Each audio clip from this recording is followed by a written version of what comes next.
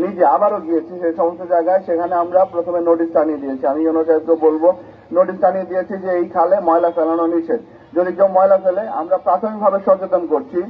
এর পাশাপাশি আমরা নিজেরা লিফলেট বিতরণ করেছি এবং এখন যেটা করছি, এখন আমরা ওই ময়লা ফেলার জন্য আপনি যে কথাটা বললেন, আমরা ডাস্টবিন করে দিচ্ছি।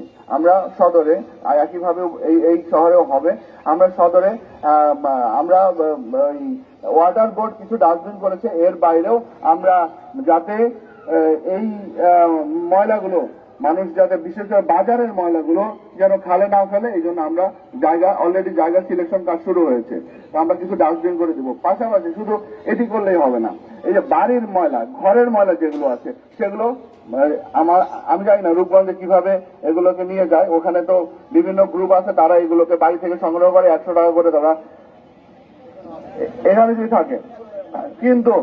কিন্তু আমরা শহরে বলে দিয়েছি যে ওই 100 টাকার জন্য তারা কি করে, 100 টাকা সেভ করবে, সেটা দিবে না, খালে ময়লা ফেলবে। এটা তো হতে পারে না।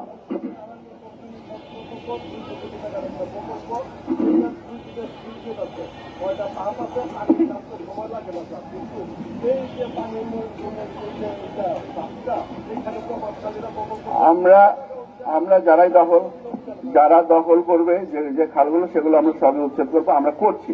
আপনারা দেখেছেন যে আমরা শহরে যতগুলা যে জায়গাগুলো উচ্ছেদ করার প্রয়োজন ছিল, যে জায়গাগুলো দখলে ছিল, আমরা সবই উচ্ছেদ করেছি এবং এটা ধারাবাহিকভাবে চলতে থাকবে, পুরো জেলাব্যাপী চলবে।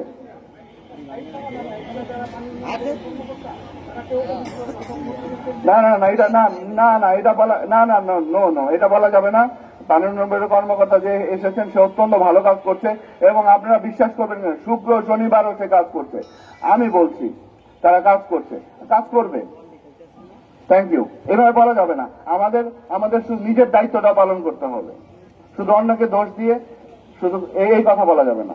ধন্যবাদ।